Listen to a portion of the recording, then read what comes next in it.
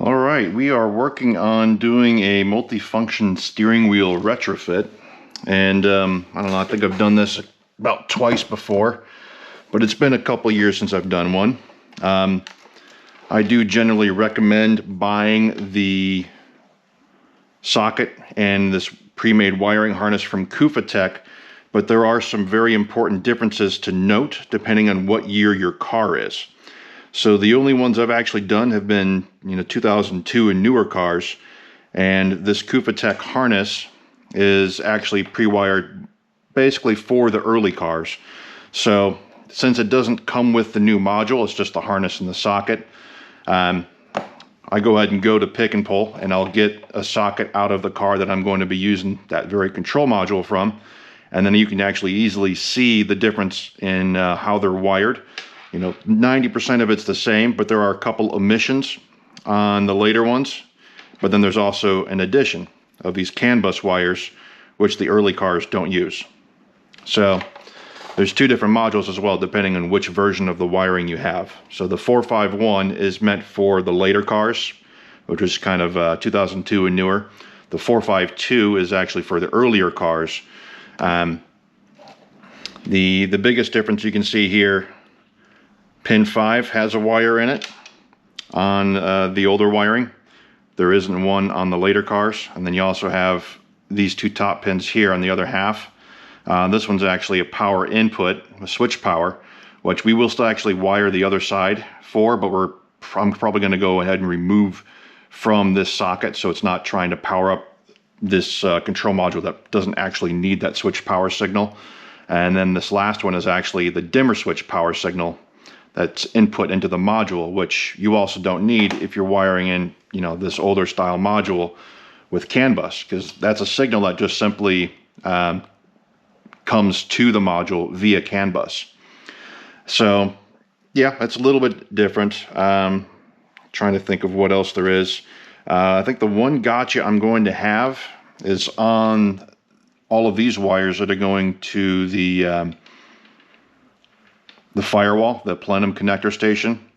One of them is supposed to be from the cruise control switch that's on the turn signal stock, which is simply turning cruise on or off.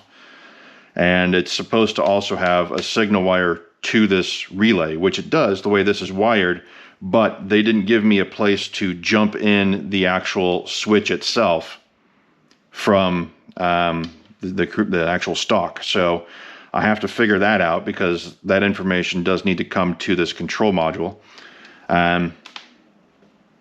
And also, obviously, it needs the output to the engine computer, which is what these wires are for. These are all the output individual cruise control signals to the engine computer via the plenum connector station. So the main thing is I will have to... Actually, I can ignore this wire. This is the input wire for the dimmer switch that goes here. That one I can obviously ignore. I won't have to wire that end on this side because the module is going to pick it up by CAN bus. But the switch power wire I will wire in, because you can see how it's doubled up in here. It's because that switched power wire also goes to the steering wheel for the steering wheel controls. And you can see we have two really fine terminals on here that are going to click into the back side of the clock spring. One of them is going to be power, the other is going to be signal output back to the control module. And the last one is actually just going to be, you can cut the original wire that used to be the signal output straight to the horn relay. In this case, this wire is actually coming all the way to this control module. So obviously the multifunction steering wheel is wired quite a bit differently than your standard wheel. The two airbag wires are going to be the same, and the input for where the ground wire comes in is going to be the same, but the output is different. So where on the car with the standard steering wheel, it's just simply sending a ground signal from the horn straight on the one output wire that there is, and we can actually look at the wiring diagram here.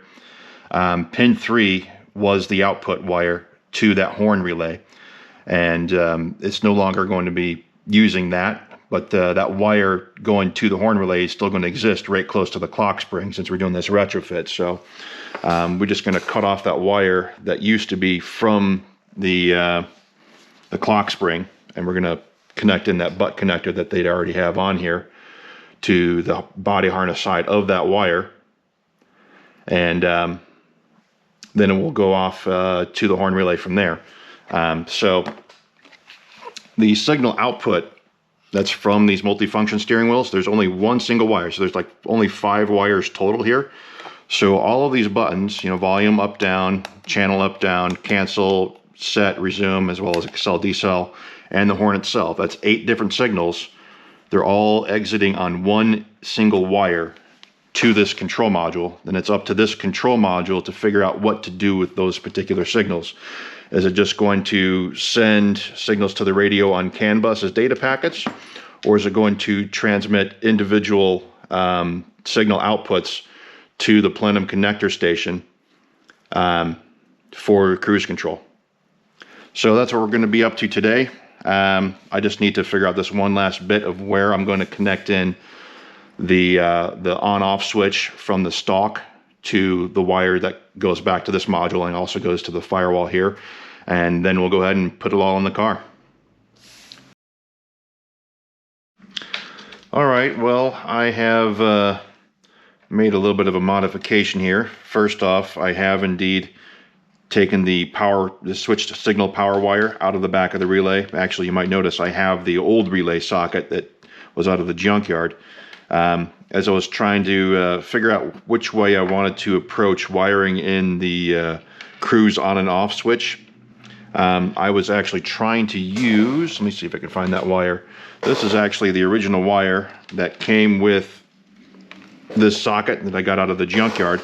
There's already 3 wires spliced in together to just go to the back of this relay socket. So one would have been input from the cruise control on-off switch on the turn signal stalk.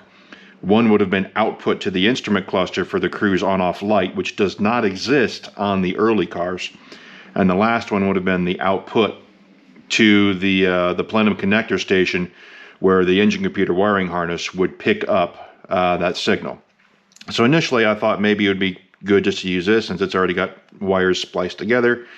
So I started to unpin it from here, and then I actually kind of destroyed the little nub that engages this hole on the bottom of the terminal, and it no longer would stay clicked in there.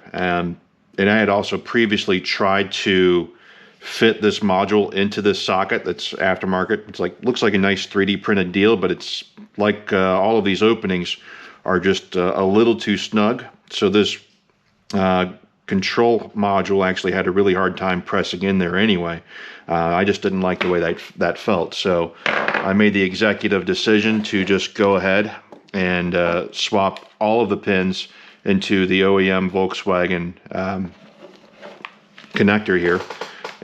In order to do that, you do have to take 2 small screwdrivers to kind of widen this up a little bit, and then you can pull this whole plastic piece out just a little bit. You can see where this little notch is on each side. There's another hole for it to engage into, just a 1 click back that way.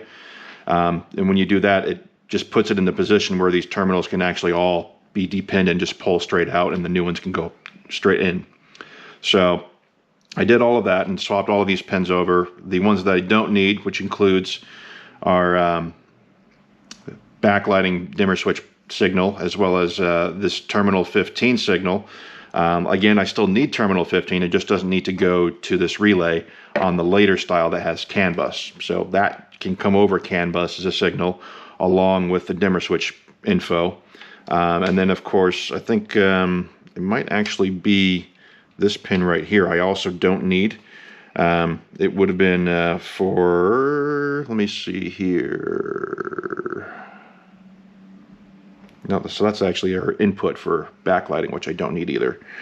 Let me go find another piece of harness that I taped up here.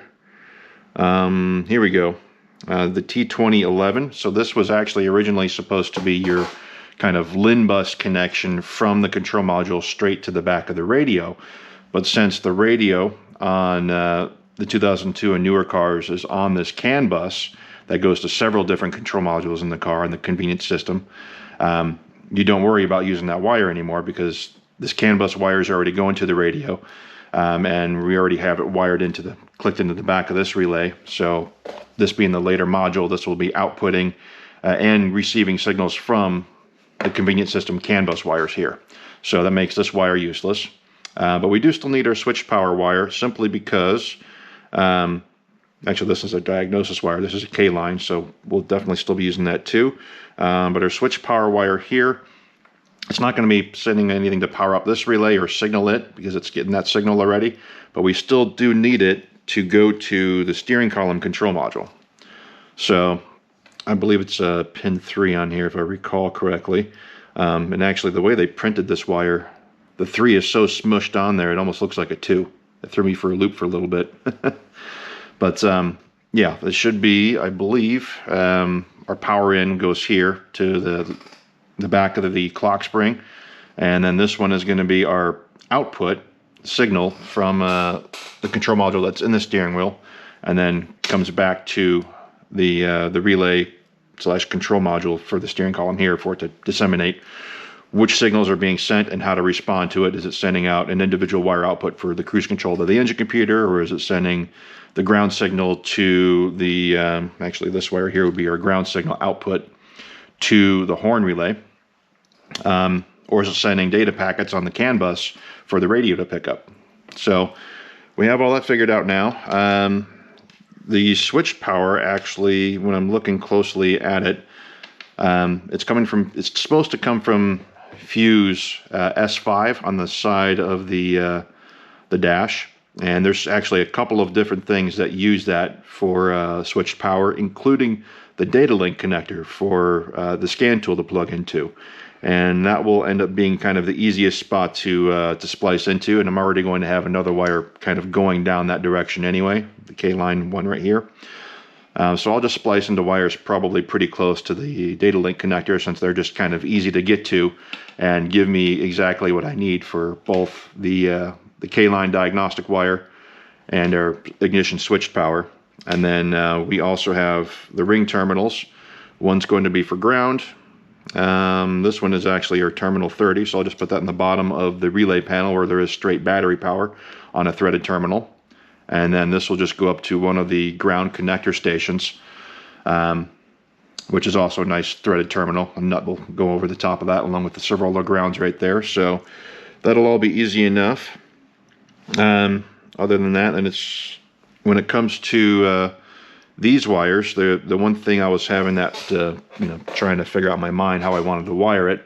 One of them, I believe. Let me actually double check on our wiring diagram here, just to make sure I have this correct.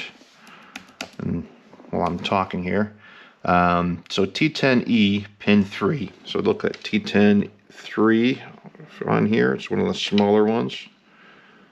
It's T10-5, T10-2, T10-3. So this guy here, this would have been, connected in with the multiple other wires that are just receiving that on-off signal from the turn signal stock for cruise control on and off. So what I'm thinking I'm going to end up doing is just actually splice in near that plenum connector station, because it's already connected to the cluster and the switch itself. So this will just be us connecting an additional wire to get that signal to this module. So I'll just cut the wire right there at the plenum connector. I won't even use this nice crimped terminal. I'll just use the one that's still in there as it is, and then that T10 connector. And then this wire on the other side will go in and just kind of wrap together with the body harness side of the harness that's coming from the cruise control switch, and then crimp them together along with what's left of the wire that's going to be sitting in that T10 connector, and then that should work just fine. So that's at least everything appears to be now all figured out exactly what I have to do. So now it's just a matter of getting out to the car, taking the steering wheel off. We're going to take the lower dash trim panels off. Also remove the plenum connector station setup from kind of under the wiper transmission. So we have to take that whole cowl area apart, and then go ahead and start getting all of this wired in, and then we can double check function of everything, that's being recognized correctly, because this is a diagnostic capable module. We will actually be able to log into the address for steering wheel controls and make sure that we're seeing all of the signals correctly from that steering wheel, and verify that the engine computer is also seeing the correct signal for the buttons that you're pressing on the steering wheel here. You can look in the engine computer live data for that. And since this isn't a TDI, that's going to be found in measured value block 6 in the engine computer to just see the cruise control button inputs. So yeah, it's now that it's taken me a little bit of time to kind of go over the differences between the couple different revisions of this system. I got it all pretty well figured out. It's just now got to go to the car and actually get it installed. Alright, so I got the multifunction stuff all wired up. Actually, all these wires here are something extra. I think they're actually for retrofit on the xenon lights this car has. So I did have to splice into, there's a switch power wire here at the DLC, and then the K-line wire that's going to our new steering wheel control module there. And there's also some CAN bus wires that you're probably not going to be able to see, but way back behind this panel, I did completely remove this panel. There's two 10mm nuts either side. You can get the lower panel off and the upper panel behind that. And there's a big mass of body wiring that I managed to find, orange with green and orange with brown convenience system data bus wires to tap into for the 451 module. And then you also have to take out the wiper module, or wiper motor assembly, meaning the entire cowl, all that has to come out first to get to the plenum connector station. One of the connectors there needs to be removed. And then once you have all of the panels out of the way down here, you can pull that one connector that you removed from the plenum connector station, swing it down here and swap the pins out as you need to, and then splice in the one wire that's got some wires that need to stay with the car basically, and put it all back together, put it all back up there.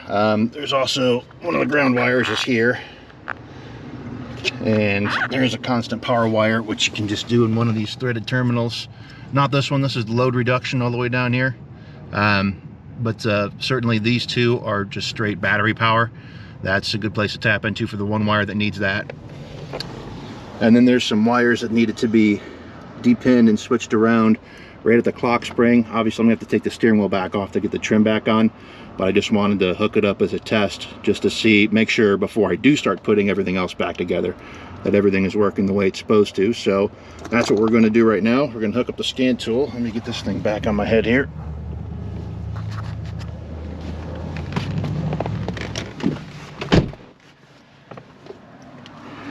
And see what we got.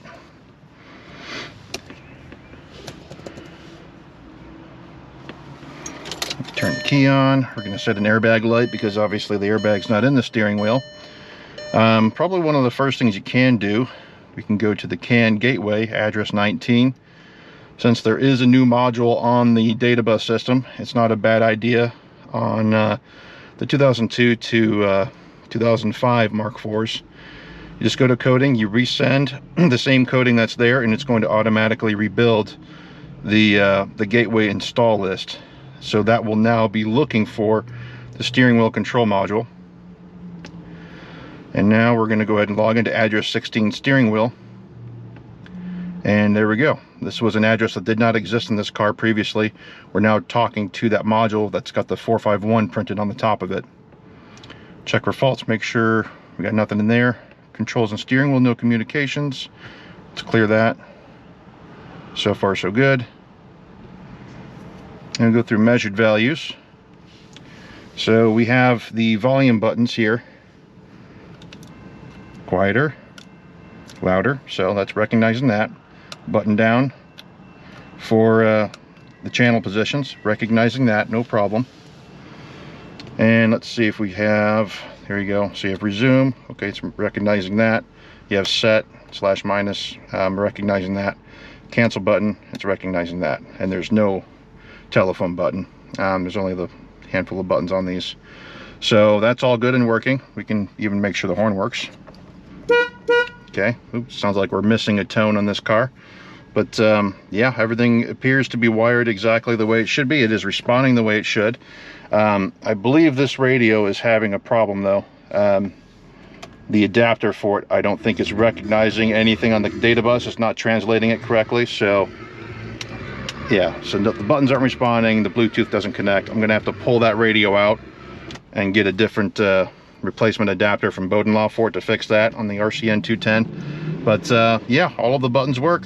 So it was a lot of work, and it's kind of a pain in the ass working under the dashboard to access everything, especially with how tight it is to crimp some of the items. But that is how you do the conversion for one of these steering wheels. And like I said, even trying to put one of these steering wheels on the car without doing any of the wiring, even the horn no longer works. So you have to do the complete wiring just to get the horn to work, unless you just want the steering wheel and not worry about the buttons, but you still want the horn. You could rejigger this harness to just be straight ground output from this horn switch straight back to the relay, instead of what I've done here, where we have a wire that's been butt connected here that's actually coming from the steering wheel control module, and this is just jumpering into the wire that would used to go straight to the horn relay itself from the clock spring. So when I cut that wire here, then I just had to wire it to this harness from Kufatec. Has the wire output from the steering wheel control module to go out to the horn relay. So that's how you got to do it. Well, I guess now, since I verified everything is working, looking at the scan tool here, I will go ahead and shut all this down and put the rest of this car back together.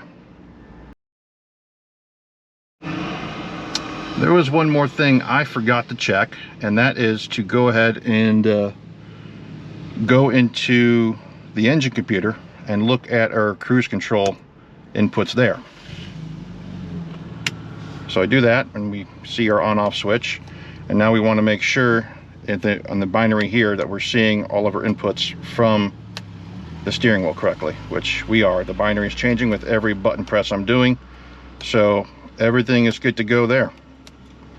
That is what we want to see. Of course, we can also double check our pedals here. There's a clutch switch being pressed, and here's a brake switch being pressed. So yeah, the wiring to the engine computer is also correct. We're seeing the binary change the way it's supposed to. The output from the steering wheel control module to the engine computer is all wired correctly and working. Late commercial one day. All right, we took the radio back out, and I got a different adapter in there. This is the old one. I'm not sure exactly why it failed, but I've definitely had a couple of these not do what they're supposed to. And now it does turn it on and off with the key, and the newly installed steering wheel buttons do exactly what they're supposed to, volume and everything. So there we go. It's doing exactly what it's supposed to. And now Bluetooth will work again too. Bluetooth doesn't work if it doesn't see the switch power signal, if that CAN bus converter is not doing its job. So definitely good outcome here. So there you go. These adapters from Bowden are actually available on Amazon now, and that's where I've been buying the replacements that I've needed. And they have been doing the trick for the couple that I've been having issues with, where the original adapters I got with the radios weren't working. Maybe I bought the radio from a different vendor, I don't exactly recall. But the adapters from Bowden certainly seem to be doing the trick, including the ones being purchased from Amazon. So there you go.